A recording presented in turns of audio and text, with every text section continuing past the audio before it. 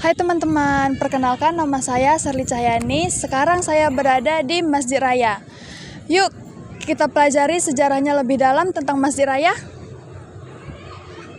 Masjid Raya Al-Mashun atau lebih dikenal sebagai Masjid Raya Medan adalah salah satu masjid terbesar dan termegah di Indonesia. Titik masjid ini dibangun pada tahun 1906 dan selesai pada tahun 1909. Masjid ini merupakan peninggalan Kesultanan Delhi yang menjadi pusat ibadah dan kegiatan keagamaan masyarakat Medan. Pembangunan masjid ini dipraskai oleh Sultan Ma'mun Ar-Rasyid Prakasa Alam yang dibangun dengan biaya dari Kesultanan Delhi Majapahit dan Jong Afi, pengusaha terkaya di Medan saat itu. Masjid ini merupakan bagian dari kompleks Istana Maimun dan masjid ini juga berbentuk segi delapan dengan kubah besar di tengahnya dan memiliki sayap di sisi selatan timur, utara, dan barat. Masjid Raya Al-Mashun diresmikan pada tanggal 10 September 1909 dengan gelarnya Sholat Jumat. Pertama, peresmian ini dihadiri oleh para pembesar kesultanan termasuk Sultan Ma'mun Ar-Rasyid. Keunikan dari Masjid Raya Al-Mashun ini adalah arsitekturnya yang unik, perpaduan gaya Mor India dan Spanyol. Masjid ini memiliki detail ukiran yang rumit di dinding bangunannya dan dianggap lebih indah dan lebih mewah dari istana Kesultanan Delhi. Hai teman-teman, perkenalkan nama saya Griselia Rotuasi Mamora. Di sini saya akan menjelaskan sejarah tentang Geraha Anna Maria Velangkani. Yuk kita cari tahu selengkapnya. Sejarah Geraha Maria Anna Velangkani adalah sebuah gereja Katolik unik yang terletak di Medan, Sumatera Utara, Indonesia. Sejarah gereja ini bermula pada akhir abad ke-19 ketika perusahaan perkebunan Prancis dan Belanda membawa pekerja imigran dari India, terutama dari Pondicherry dan Tamil Nadu, untuk bekerja di perkebunan di daerah Deli Serdang pinggiran kota Medan. Pembangunan Geraha Maria Anna Velangkani dimulai pada tahun 2001 atas inisiatif Pastor James Bharataputra, seorang misionaris India yang telah lama melayani komunitas Katolik Tamil di Medan. Gereja ini resmi diberkati dan diresmikan pada 1 Oktober 2005 oleh Uskup Agung Medan. Arsitektur gereja ini sangat khas, menggabungkan gaya Indo-Mughal dengan sentuhan lokal.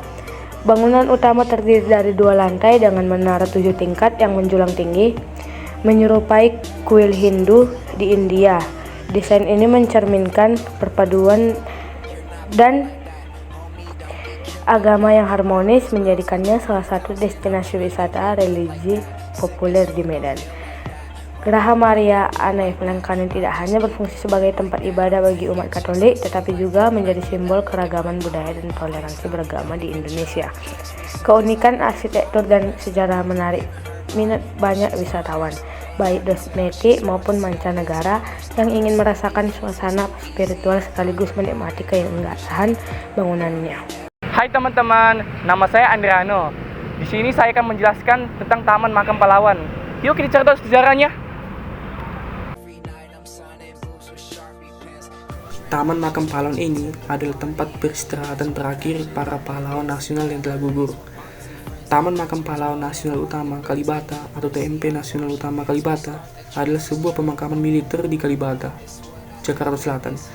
Dibangun pada tahun 1953 dan dibuka pada tanggal 10 November 1954. B.J. Habibie adalah Presiden Indonesia pertama yang dimakamkan di TMP Kalibata setelah wafat pada 11 September 2019. Mantan Menteri Luar Negeri Indonesia Agus Salim yang meninggal 6 hari sebelum pemakaman dibuka adalah politikus senior pertama yang dimakamkan di TMP. Ada juga 121 jenazah yang dipindahkan dari Taman Makam Pahlawan di Ancol.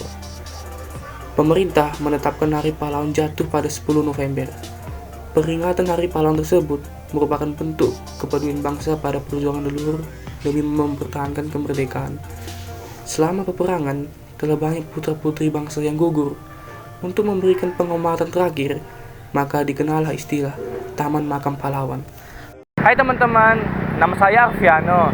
Di sini saya akan menjelaskan tentang patung Sisingamangaraja. Yuk kita cari tahu tentang sejarahnya. Patung Sisingamangaraja adalah monumen yang didirikan untuk menghormati Raja Sisingamangaraja XII seorang pahlawan nasional Indonesia dari tanah Batak yang berjuang melawan penjajahan Belanda pada akhir abad ke-19 hingga awal abad ke-20. Patung-patung ini menjadi penting bagi masyarakat Batak dan wisatawan yang ingin mengetahui lebih dalam tentang sejarah perjuangan Sisingamangaraja 12. Patung Sisingamangaraja terdapat di berbagai lokasi di Sumatera Utara, seperti Baligi dan Medan, melambangkan keberanian serta semangat perjuangan rakyat Batak. Keunikan dari patung Sisingamangaraja adalah: pertama, busana adat Batak yang mencerminkan identitas budaya khas Batak.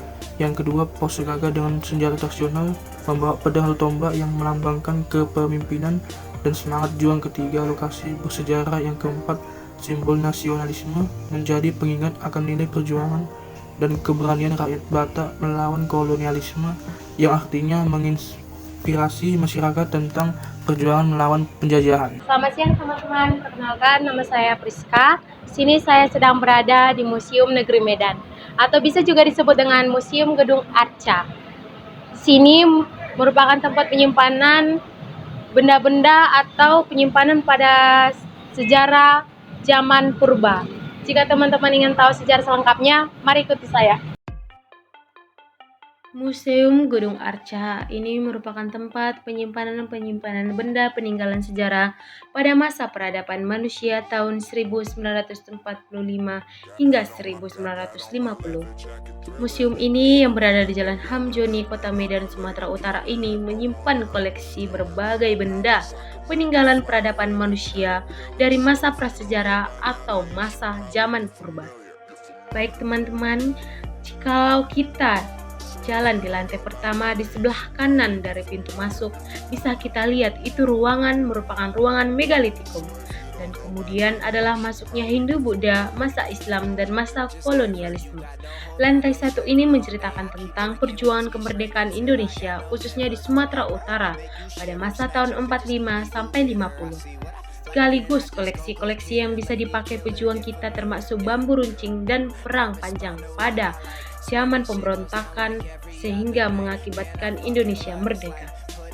Museum Sumatera Utara atau yang lebih dikenal warga Sumut, Museum Negeri Provinsi Sumatera Utara yang terletak di Jalan Hamjoni No. 51 Medan, merupakan museum terbesar di Sumatera Utara yang berbagai peninggalan sejarah budaya bangsa, hasil seni dan kerajinannya dari berbagai suku di Sumatera Utara.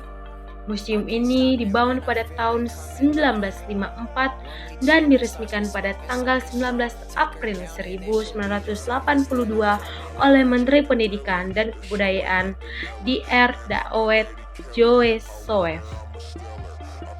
Museum ini merupakan salah satu museum terbaik di Indonesia.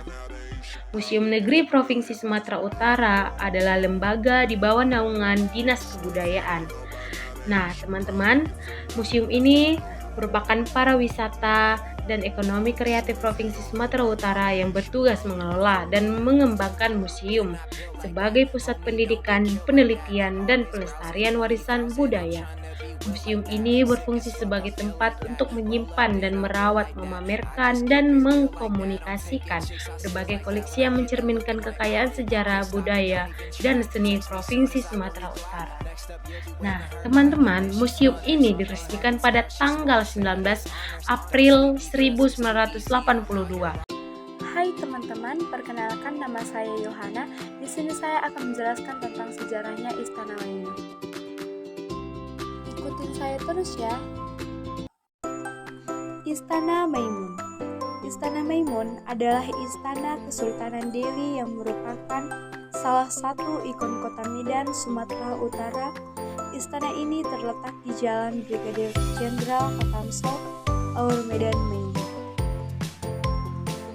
Istana Maimun didesain oleh arsitek Carl Theodor van Erp, seorang tentara kerajaan Belanda yang dibangun atas perintah Sultan Delhi, Sultan Maimun al-Rashid.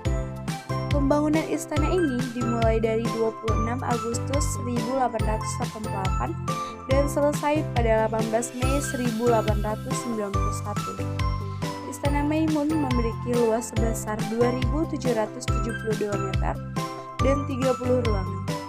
Istana Maimun terdiri dari 2 lantai dan memiliki 3 bagian, yaitu bangunan induk, bangunan sayap kiri, dan bangunan sayap kanan.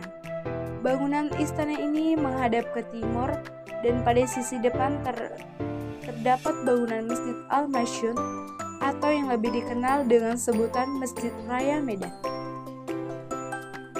Istana Maimun menjadi tujuan wisata bukan karena usia yang tua, tetapi desain interiornya yang unik memadukan unsur-unsur warisan kebudayaan, yaitu kebudayaan Melayu Delhi dengan gaya Islam, Spanyol, India, Belanda, dan Italia.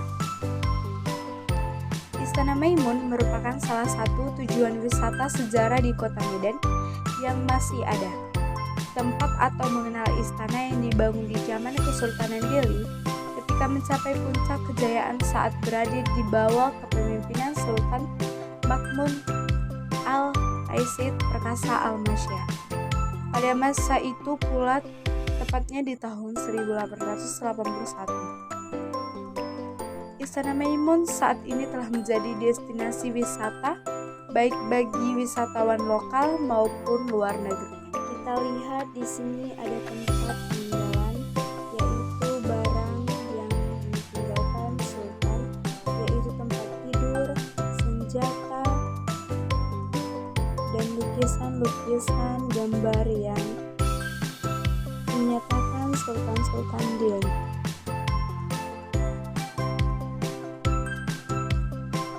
Inilah tampak dari ruang tamu yang sedang kita lihat, yaitu Istana Maimun. Istana Maimun sekarang adalah tempat di mana banyak penjual-penjualan. Beberapa perhiasan yang terpajang di Istana Maimun merupakan perhiasan milik Tengku Amnah, Permaisuri Sultan Osman Al-Sani Perkasa Al-Masyah, Sultan Delhi yang ke-11. Perhiasan itu terdiri dari anting, cincin, gelang, dan juga kalung. Perhiasan ini biasanya dipakai oleh Tengku Amnah seumur hidupnya. Tengku Amnah wafat pada tanggal 28 Januari 1934 saat beliau dalam keadaan hamil anak ke-6. Beliau adalah putri dari Raja Zhulan, Raja di Hilir negeri Perak atau Malaysia. Bukan hanya perhiasan, tetapi ada meja, kursi, lemari yang dulunya ditinggalkan oleh Sultan Delhi atau Permaisuri. Dan terdapat seperangkat alat makanan dari Eropa, koleksi almarhum Tengku Akmal Delhikham yang merupakan hadiah dari paduka ayahanda beliau, yakni almarhum Sultan Al-Mahmudin Sani Perkasa Alam Sultan Delhi ke-10. Dan terdapat alat-alat musik yang digunakan oleh sultan-sultan. Dan di sini terdapat pakaian yang digunakan oleh Sultan Delhi dan Permaisuri Delhi.